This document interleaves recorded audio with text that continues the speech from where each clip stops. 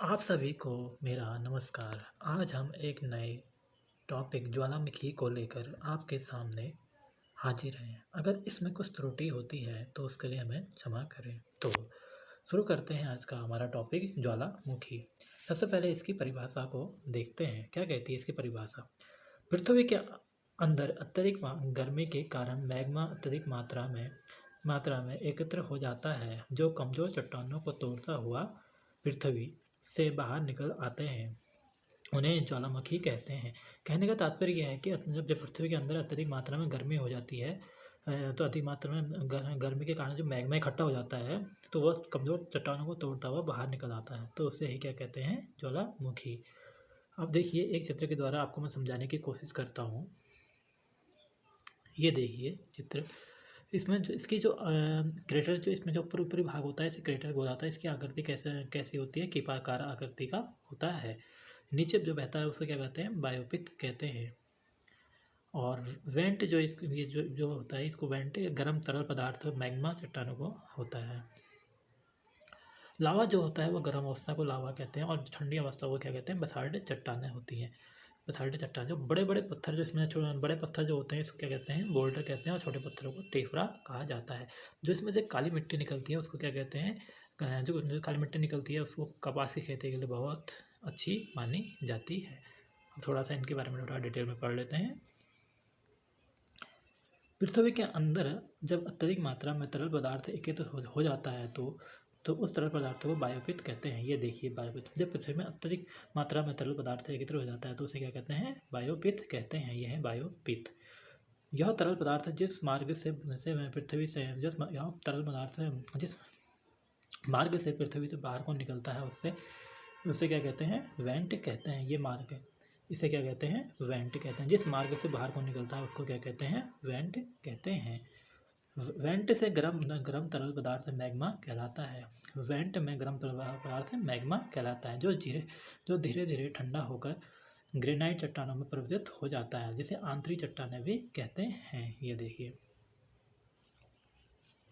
गर्म तरल पदार्थ मैग्मा कहलाता है, ग्रेनाइट चट्टान में बाद में बदल जाता है। रास्ते कहते हैं जो जिस रास्ते से बाहर निकलता है उसे वेंट कहा जाता है। यह गर्म तरल पदार्थ जब पृथ्वी से बाहर निकलता है तो यह लावा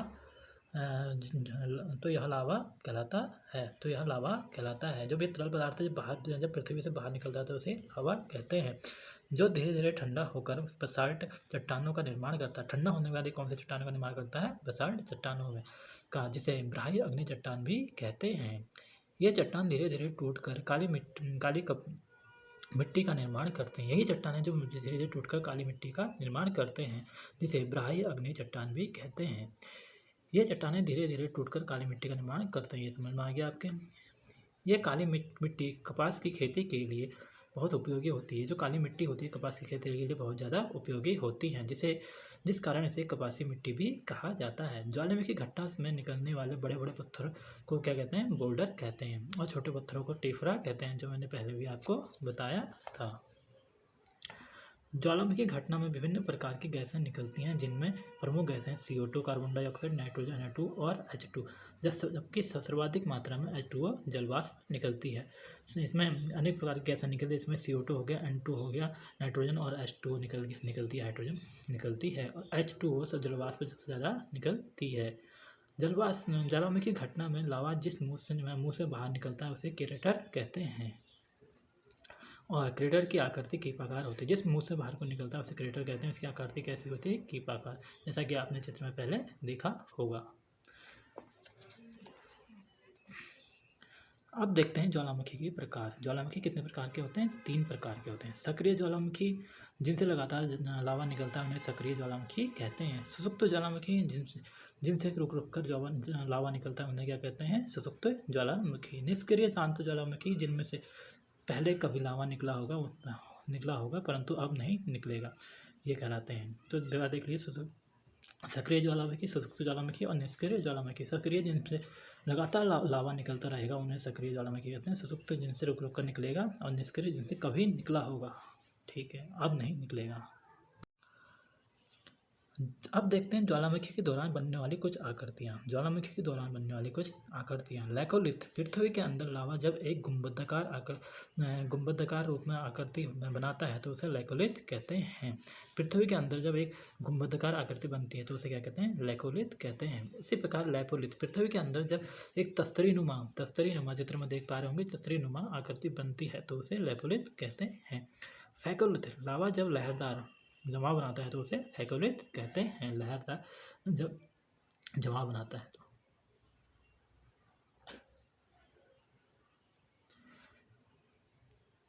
अगला है सिल। समानांतर तथा क्षैतिज दिशाओं में निर्मित चट्टानों को सिल कहा जाता है। समानांतर होंगी और क्षैतिज होंगी तो उन्हें क्या कहता है? समानांतर और क्षैतिज होंगी तो उन्हें क्या कहता है? सिल कहा जाता है।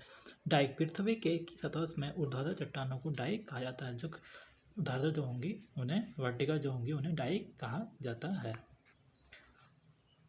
बाँस, जो चट्टानें किसी कोण पर झुकी होती हैं उन्हें बाँस कहा जाता है। जो चट्टानें किसी कोण पर झुकी होती हैं उन्हें बाँस कहा जाता है। एक बार दोबारा से देख लीजिए इसको।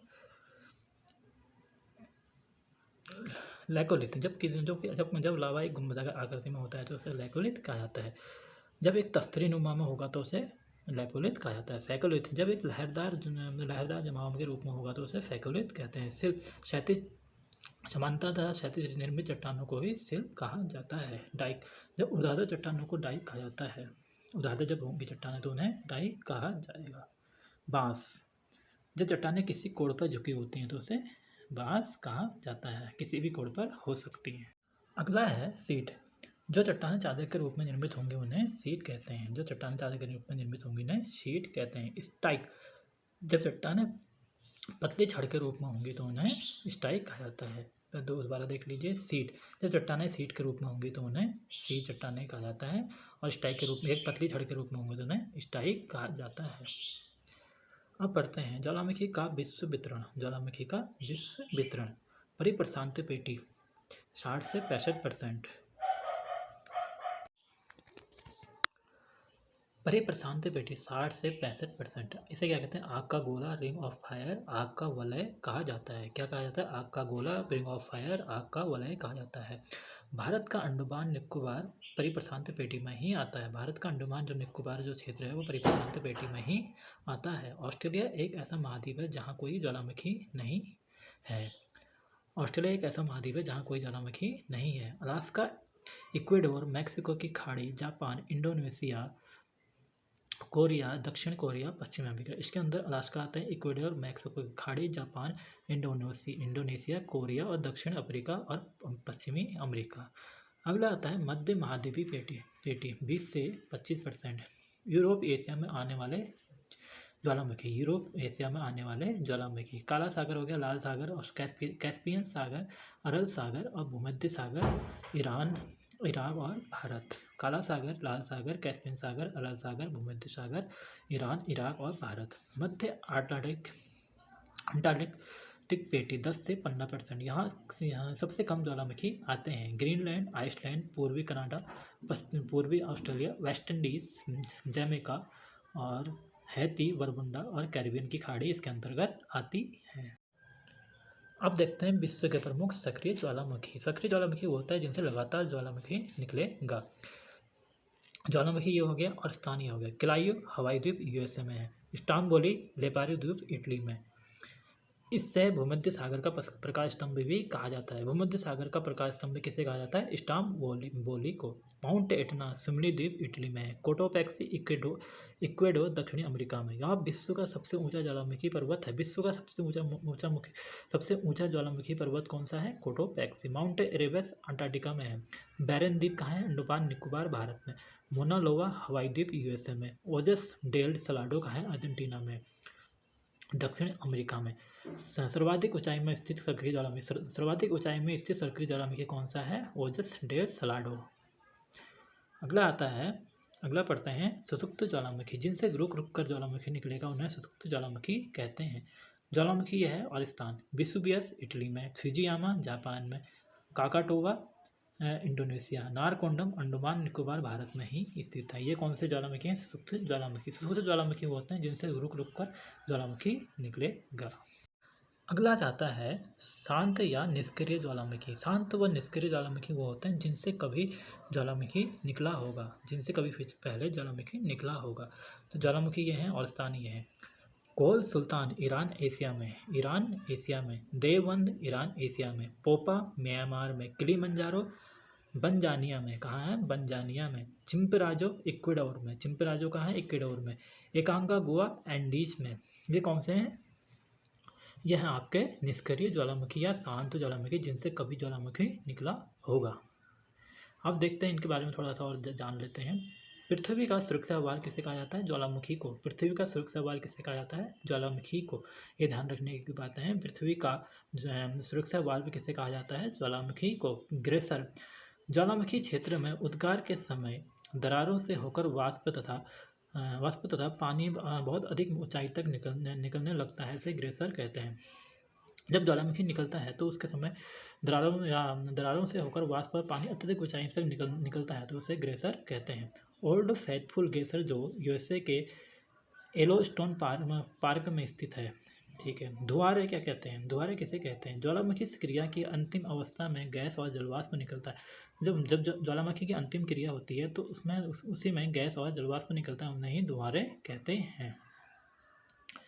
कुछ इम्पोर्टेंट टॉपिक बातें और हैं। अलास्का के कटमई पर्वत को 1000 धुआरों की घाटी कहते हैं। अलास्का के कटमई पर्वत को 1000 धुआरों की घाटी कहा जाता है। ईरान का कोह सुल्तान धुआरों और न्यूजीलैंड में व्हाइट द्वीप को धुआरा प्रसिद्ध